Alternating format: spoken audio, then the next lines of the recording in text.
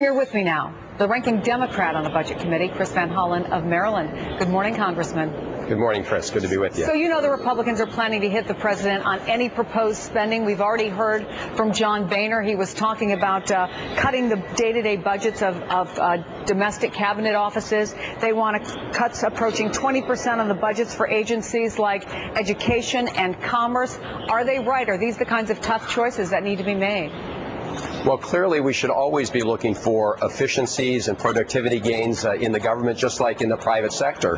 What the president's going to focus on tonight is how we're going to accelerate economic growth and jobs in this country. And in that regard, we do need to put ourselves on a path towards long-term deficit reduction, and we need to act now. But the president's bipartisan commission also said that dramatic and draconian cuts immediately would be irresponsible because they would slow down the economic recovery and risk putting people out of work. So, yes, we need to put ourselves on a fiscally sustainable path, but you don't want to do something irresponsible in the near term. Then what's on the table? Because obviously, still, even if these are not the sweeping cuts that some of the more conservative members of Congress want, there are tough choices that are going to have to be made. Eric Cantor says every single dollar should be on the table. Should it?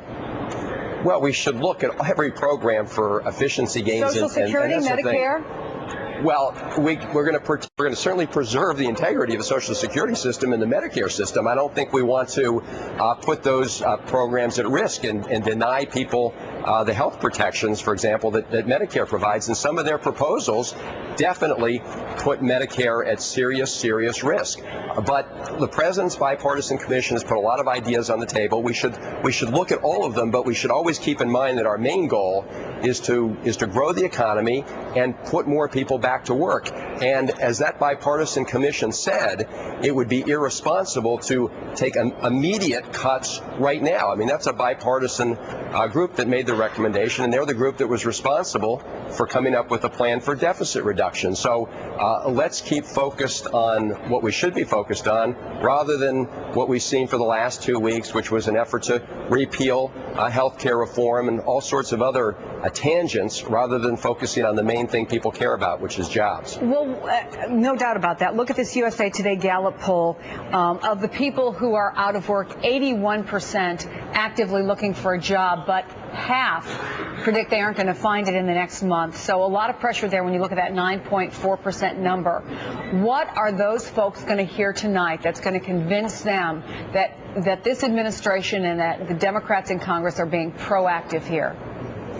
Well, the president has put forward a number of ideas with respect to tax incentives for businesses to help put people back to work, both in the short term and the longer term.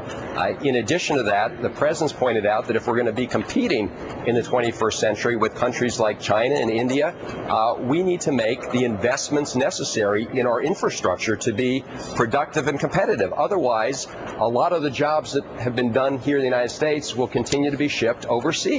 And if we don't act quickly, we're going to get beaten badly in that international competition. And so, some of our colleagues apparently want to sit on their hands while these other countries are moving forward. And the president's absolutely right. We need to have a competitiveness agenda for the 21st century, and I think he's going to talk a lot about that. Can you come to some compromise with Paul Ryan on this, do you think?